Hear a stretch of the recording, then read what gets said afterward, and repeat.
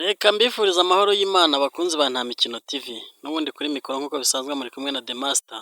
Uyu munsi rero dusa nk'abahindura content dufite gatoya bitewe na gahunda tubona ziriho za update. Niyo mpamvu twagira ngo tubakorere ubusesenguzi kuri iki kintu giteye gutya. Kuri iki kintu cyangwa se iki gikorwa cyabaye ku munsi w'ejo mu kiganiro His Excellence yasoraga ashyikiriza itangazamakuru ibyerekeranye n'ifungwa ry'insengero. Twagira ngo muri make ducukumburiye inkuru, ntabwo bibaye ngombwa ko tuzana iyo nkuru yose uko yakagenze, ariko ndabizi neza ko abantu muba mukurikira amasosho media atandukanye ibyo bintu ntawe utabyumvishe, ariko twagira ngo tubyinjiremo tubirebe, ese iri fungwa ry'insengero ritwaye iki, cyangwa se ryagira izihe ngaruka ku bantu, cyangwa se ubundi insengero ziriho cyangwa zitariho ubwo bimaze iki. Ibi byose nagira ngo dufate umwanya tubyanarize kandi tubisesengure ducukumbuye akantu ku kandi, cyangwa se tunarebe ese kuba hari insengero zafunzwe hakaba n'izindi zari zitarafungwa ariko wenda zitaruzi ibisabwa zari zikiri kwishakisha, hakaba hasohotseho n'ikindi mu bigaragara wenda mu magambo yagiye avugwa n'abagiye bafungirwa insengero cyangwa n'abandi ba pasiteri batandukanye, bikaba byateza ikibazo ubuyobozi, cyangwa se bikaba byagera no kuri His Excellence Paul Kagame nawe akaba yariyajisa, aho yageze aho avuga ati n'izidafunze zose zigomba kuzajya zitanga umusoro. Ni izihe ngaruka cyangwa se ni akahe kamaro, cyangwa se muri ibi bihe impinduka ziraba gute muri community, ubuzima abantu twari tumenyereye. Rero nk'uko bisanzwe muri kumwe na The Master, nagira ngo usabe rwose wihangane dukandire kuri subscribe no kuri like, rwose nutubanira neza ujye no muri comment utubwire uti ngiye myumvishe gutya, nanjye ubusesenguzi bwanjye n'ubu, kandi iraba ari motivation kuri twebwe. Rero dukomeje iki kiganiro, ibyabaye ejo byavuzwe na His Excellence Paul Kagame, nuko we yabivuganye ubona ko uburakari, cyangwa se yabivuze nk'umuntu uri kudesida gufata icyemezo bitewe n'iki kibazo iminsi cyari kimaze, hari igihe hari urusaku muri public, cyangwa se mu bakristo, cyangwa se no mu bapasiteri, ku byerekeranye n'ibi byemezo byagiye bifatirwa insengero zitujuje ibyangombwa. Ubwo rero dukomeje ikiganiro cyacu, nuko izi nsengero uko zagiye zifungwa, benshi mwagiye mubikurikira mukabireba, hari insengero zagiye zifungwa koko nk'uko zakabaye mu by'ukuri bigaragara ko ari insengero zakabaye zifungwa, kuko zagaragara ko zitujuje ibisabwa. Kuko ntabwo wavuga ngo ugiye gushinga itorero, ugiye gukodesha sale, ugiye mu kabari, akabari karasohoka, urusengero rurinjira, kandi akabari karasora, urusengero ntirusora. Uragiye ugiye mu cyumba mu nzu yawe ushinzemo urusengero, ibyo ntacyo byaba bitwaye, ari ugusenga gusa, nuko hazamo ibindi bikorwa by'amaturo, kandi ugasanga ni ikindi kintu gikomeye, cyangwa se n'ubundi bwitange runaka, dore ko benshi bashinga insengero zimeze gutyo baba bishakira kashi. Ariko se turebye kure, iri fungwa ry'insengero, cyangwa se ibi byemezo bigiye gufatwa, cyangwa se bikomereza ku byari byafashwe, noneho bikagaragara ko bigize uburemere bukomeye, murabona, cyangwa se buri muntu wese dushingiye ku byagiye biranga, ni ukuvuga ngo byagiye biranga ifungwa ry'insengero. Mwibuke ko mu gihe cya covid insengero zarafunzwe, ariko byari ikibazo cy'icyorezo, biba ngombwa ko abantu bafata, kuko twari muri periode ya pandemic, byari ngombwa, biba ngombwa ko abantu bafata ibyemezo byo kuguma mu ngo zabo, kandi icyorezo cyari gikomeje ko rwose kutwugariza, ni ibintu byagaragaraga. Ariko si uyu munsi, ku bantu batekereza aho insengero ntizigiye kuba nka ya mini bisi. Mwibuke neza igihe cyaza twegerane, twegerane zihagarara, hari benshi hari benshi babuze akazi, ziteza ubushomeri, transport ziratangira ziragwirirana. Ubwo ndi kuvuga mu mujyi wa Kigali, abantu barijujuta karahava, abantu mbese rubura gice, ariko nyuma gake gake ibisubizo bigenda biboneka. Haza imodoka nini, abakoresha KBS, abakoresha amataransiporo atandukanye mu mujyi wa Kigali, abo bose zonda zaraje ziragakemura, zitangira gupakira abantu ku buryo umuntu atongera gukererwa ku gihe. Ariko hari habayemo mbere ikibazo cya taransiporo, kuko ibyemezo byafashwe imodoka zitaraboneka. Muti ubihuje gute? Iri fungwa ry'insengero cyangwa se iri fatwa ry'ibi byemezo ry'izi nsengero biraza guteza akajagari cyangwa se na crise ku bantu bari batunzwe nazo, cyangwa se bari bafite aderese muri izi nsengero. Urugero, murabizi neza ko buri rusengero rugira mwarimu na pasiteri, cyangwa se rukagira, hari n'izigira abakozi bahembwa ku kwezi bahoraho. Aho hose ndamya neza ntashidikanya ko nyuma y'iki cyemezo gifashwe, ubundi ibi byemezo by'imfungwa ry'insengero, insengero zari zafunzwe cyane mu duce tutari twose tw'igihugu. Hari wasanga insengero zigikora, ariko uhareba ugasanga rwose ibisabwa ntizibyujuje, cyane cyane abantu bari mu ntara y'uburengerazuba, mu turere tumwe na tumwe, iyo za Nyabihu, iyo za Rutsiro, iyo za Ngororero, ukanaza igice gito cya Muhanga, kwanza na Kamonyi, ugakomeza n'Iburasirazuba mu turere tumwe na tumwe. Ni ukuvuga ngo ibyemezo by'ifungwa ry'insengero no gusesengura no kureba neza ko insengero zitari zifunze neza byabaye, cyane cyane mu mujyi wa Kigali, ahantu hagenda hagaragara ko ari imijyi ikomeye nka Musanze, Kigali, Rubavu,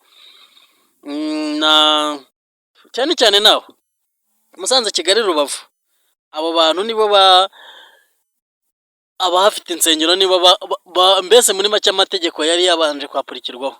Ariko noneho kuva bibaye iteka rya perezida, ibi bintu ese buri wese ntari bwisanga muri iyi kesi?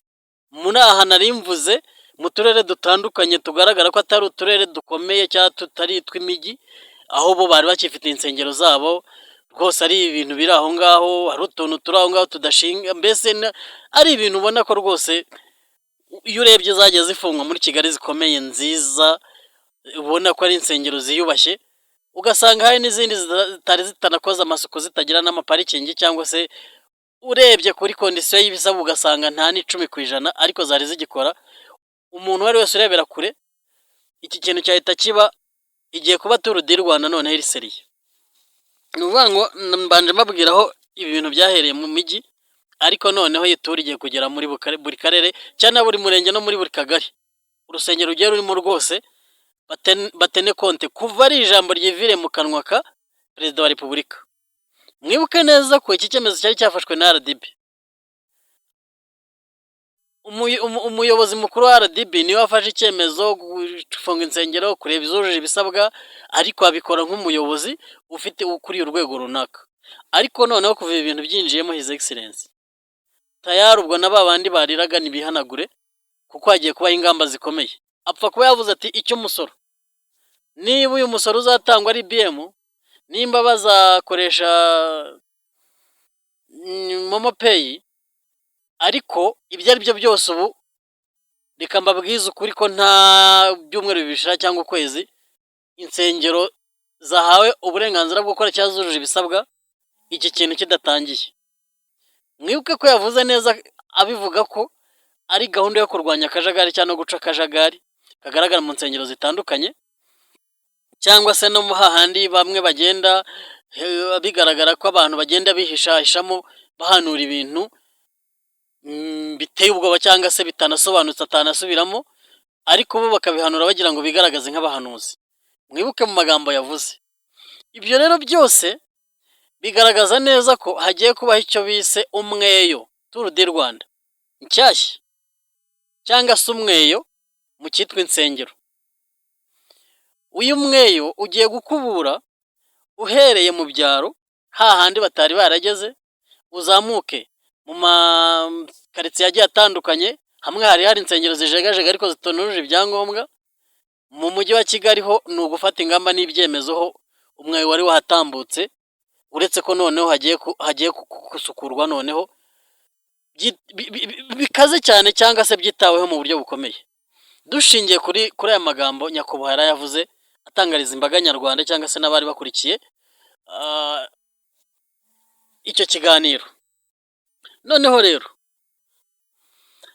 banyarwanda, bantu mudukunda, nshuti zacu, bantu tubana umunsi kundi kuri Nta Mikino TV, n'abandi bagenda bumva ibiganiro byacu bushyashya, nkomeza kubinginga mukande subscribe, muduhe na like, nibishoboka hepfo mutwarikira na comment, iba ari motivation kuri twebwe. Ariko noneho aka kanya, uyu mweyo, iyi Tour du Rwanda irasiga iki? Iratanga irihe somo? Irahindura iki mu buzima abantu bari baramenyereye? Ese ubundi uretse ifungwa ry'insengero, ubundi insengero zadutse gute? Nabyo uramutse ubyanarije ko wenda tuzagenda dukora ibiganiro bitandukanye, tukagenda tugaragaza akamaro k'insengero cyangwa se iterambere ry'insengero cyangwa se n'idindira ry'insengero, byose tuzagenda tubikora ibiganiro, tuvuge ngo turebe ngo ese icyo dukwiye kuvuga ni iki kuri ibi bikorwa bibaye cyangwa se byabaye.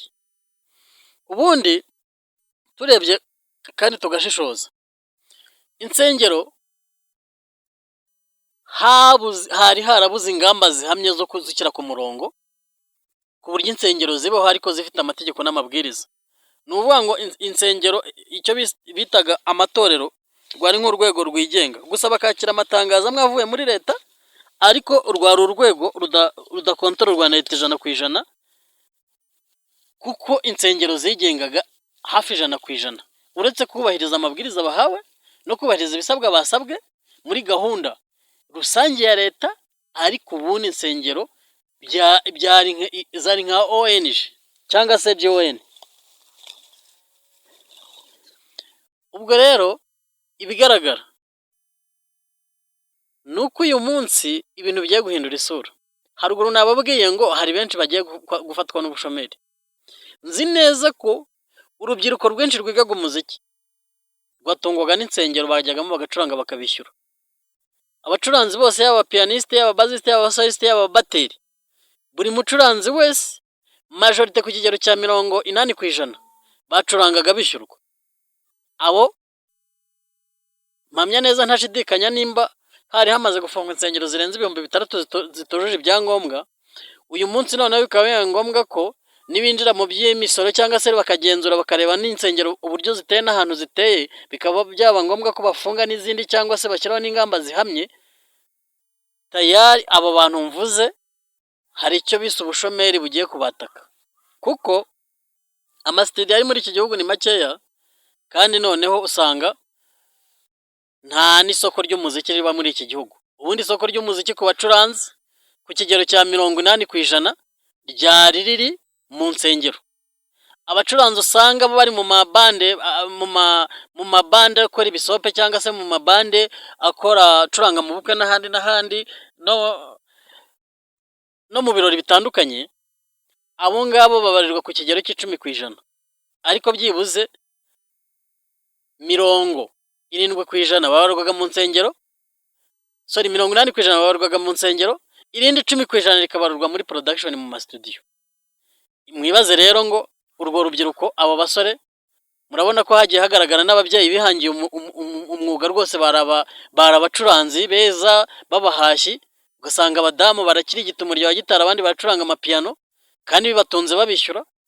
Ngako akazi rero kagiye kubura, cyangwa se mu kimwe n'abazasiganamo kubera za nsengero zisigaye. Ibyo ari byo byose nabo bazaba bari kuntuza ku manegeka, kuko bazaba bavuga ngo hari abashomeri benshi, umugati ndagenerwa kuko ndamutse nkoze ikosa hari benshi bansimbuza. Icyo ni icya mbere. Icya kabiri, muri izi nsengero zose zafunzwe nk'uko nabivuze ruguru, zigiye zifite abayobozi ba mwarimu, ba pasiteri, cyangwa se abavugabutumwa bitewe n'imyizerere ya buri dini, n'aba pasiteri cyangwa n'aba bishop n'aba apotre. Aba bose ab'insengero zifunze cyangwa se ba revera pasiteri cyangwa se n'andi matitire yose agenda agaragara mu nzego z'imiyoborere y'itorero cyangwa y'idini, abo ba padiri, uretse ko padiri we ntiyashoma, Kiliziya Gatolika ni nini ku isi, ubwo we ntabashobora kumushyira mu kiruhuko bavuga ngo insengero zafunzwe gutya na gutya. N'ubundi ubusanga padiri mu karere harimo nk'abapadiri byibuze batarenze 3 birirwa bazenguruka amakiliziya, ntabwo yafungirwa rimwe. Ubwo ndi kuvuga uturere two mu ntara. Muri Kigali uba usanga byibuze buri uba usanga byibuze mu makiliziya abiri cyangwa se mu masantarari abiri cyangwa se mu makatedrali nk'abiri cyangwa mu maparuwasi nk'abiri harimo abapadiri bagiye batandukanye ba musenyeri baba ku madiyoseze, ariko ugasanga ni ikibazo gikomeye. Kirize igiye kwiyongera, ubushomeri nk'ubwabaye mu gihe cya twegerane n'ubundi buratatse benshi kuri iri fungwa ry'amadini cyangwa se ry'insengero kandi ku murongo.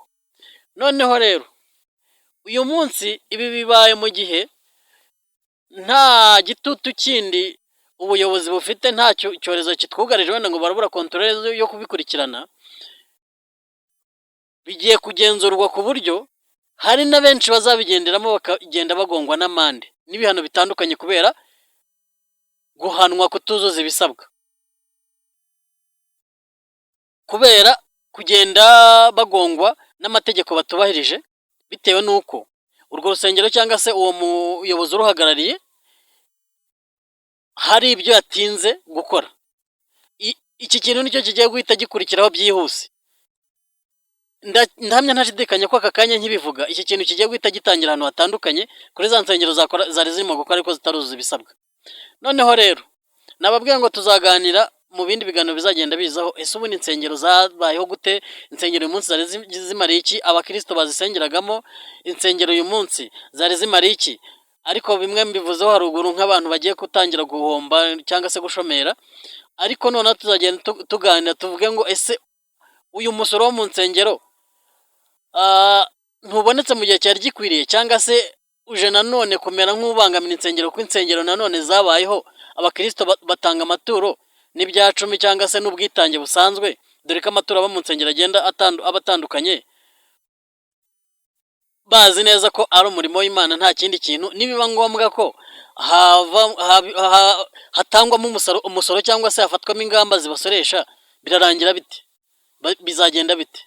Bakunzi bacu rero, reka no gukomeza wenda kubatindira, ariko n'ubundi iki kiganiro tuzagenda tugisubukureho ibiganiro nka bibiri, turusheho kubereka neza amadini cyangwa se insengero, ihinduka ryazo n'ingaruka zigiye guteza n'abo bigiye kugiraho ingaruka cyangwa se abo bigiye kugiraho ibibazo. Mugire amahoro. Yari The Master kuri mikoro, ubundi mudufashe mukore kuri subscribe. Imana ibahe umugisha.